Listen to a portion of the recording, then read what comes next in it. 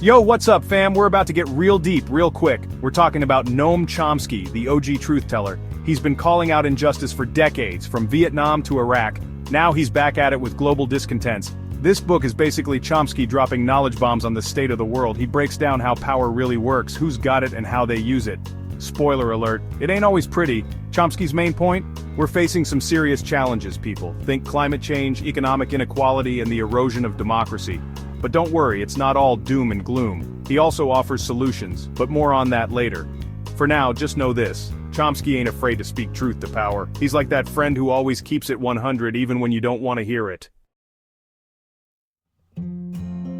So, what are these global discontents Chomsky's talking about? Basically, he's saying that a lot of people around the world are feeling pretty messed up right now. And honestly, who can blame them? We've got wars raging, the planet heating up, and the gap between the rich and the poor getting wider by the minute. It's enough to make anyone want to crawl under a rock and hide, but Chomsky doesn't want us to hide. He wants us to get angry. He wants us to understand why things are so messed up and then do something about it. Because here's the thing, it doesn't have to be this way. We can create a better world, but it's going to take all of us working together to make it happen. One of Chomsky's big things is that real power doesn't come from the top down, it comes from the bottom up. In other words, it's not the politicians or the CEOs who call the shots, it's us, the people. But here's the catch. The powers that be don't want us to know that. They want us to believe that we're powerless, that our voices don't matter. And sadly, a lot of us have bought into that lie. Chomsky's message is simple: don't believe the hype. We have more power than we think. When we come together and demand change, amazing things can happen. Think about it. Every major social movement in history, from the civil rights movement to the fight for LGBTQ+ equality, started with ordinary people standing up and saying, enough is enough. Now let's talk about the media, shall we? We all know they're supposed to be the watchdogs of democracy, holding the powerful accountable. But are they really doing that? Chomsky would argue that they're not. He believes that the media is often more interested in protecting the status quo than challenging it. They're too busy chasing ratings and profits to do any real journalism, and let's be real, we've all seen the evidence. How many times have we turned on the news and seen nothing but sensationalized stories about celebrities and crime? It's enough to make you lose faith in humanity. But don't despair. There are still some good journalists out there, people who are committed to speaking truth to power. We just need to support them and demand better from the rest. Section 5.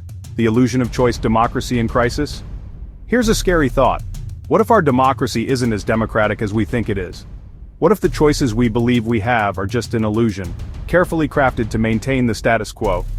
Chomsky argues that we're living in an era of inverted totalitarianism, where corporations have more power than people. This means that while we have the appearance of democracy, the real decisions are made behind closed doors by a small elite. Think about it. How much influence do you really have over the decisions that affect your life? From healthcare to education, from wages to housing, how much say do you actually have? Do you feel like your vote actually matters? Or does it seem like no matter who you vote for, nothing really changes? If you answered no to either of those questions, you're not alone. Many people feel disillusioned with the current system, believing that their voices are not heard and their votes do not count.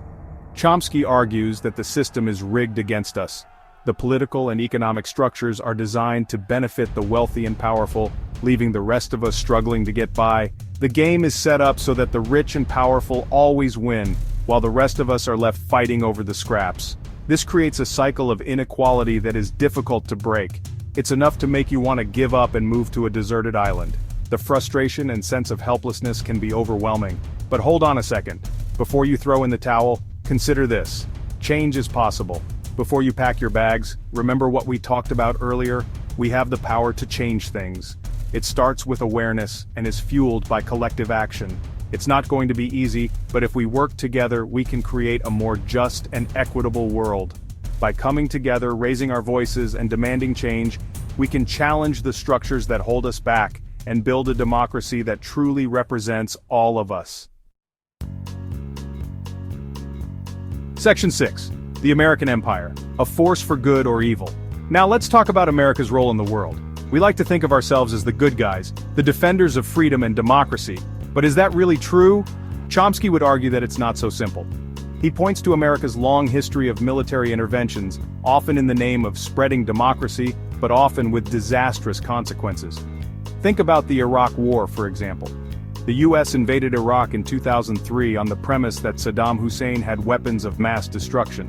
Those weapons were never found, and the war ended up destabilizing the entire region. Chomsky argues that the US often acts like a global bully, using its military might to get its way regardless of the human cost. It's a sobering thought, but one that we need to grapple with. Section 7. The Global South, Exploited and Ignored. While we're on the subject of America's role in the world, let's talk about the Global South.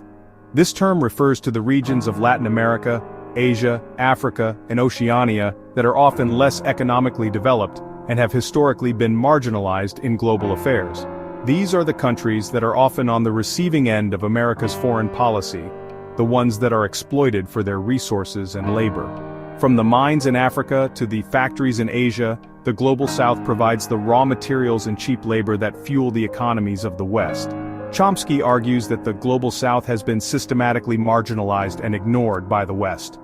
This marginalization isn't just economic, it's also political and social. The voices of these countries are often drowned out in international forums, and their needs are frequently overlooked.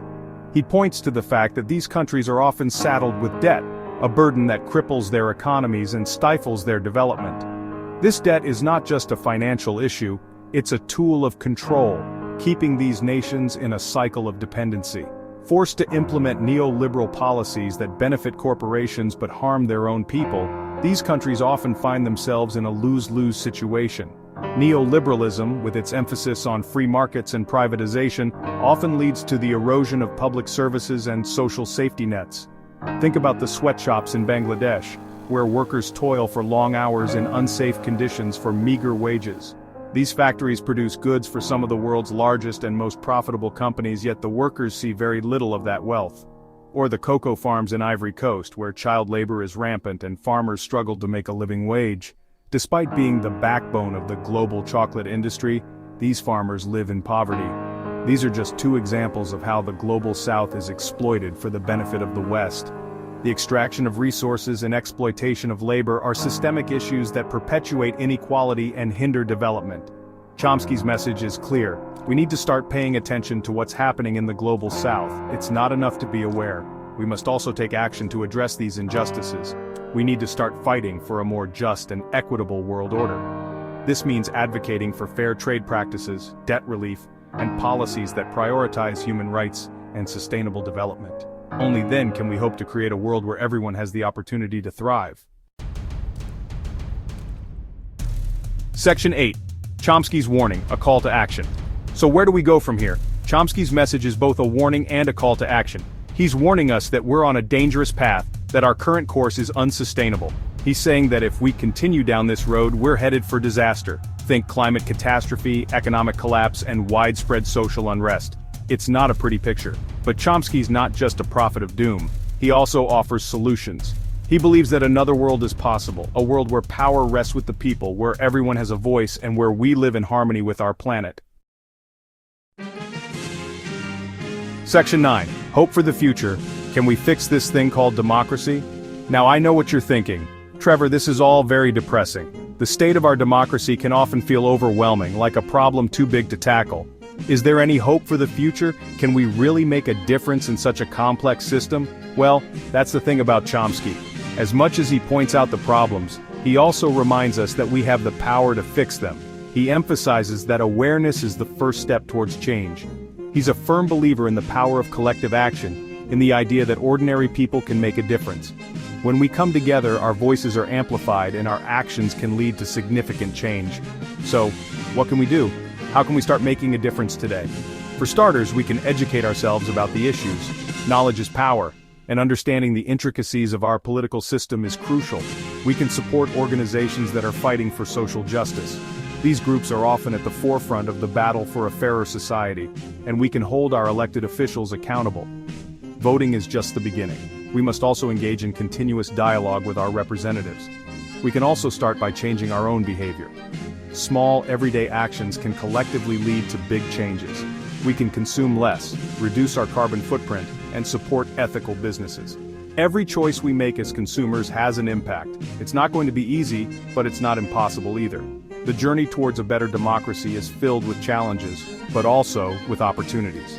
As Chomsky reminds us, the struggle for justice is an ongoing process. It's a continuous effort that requires dedication and perseverance. It's a marathon, not a sprint. Change doesn't happen overnight, but with persistence, it is achievable.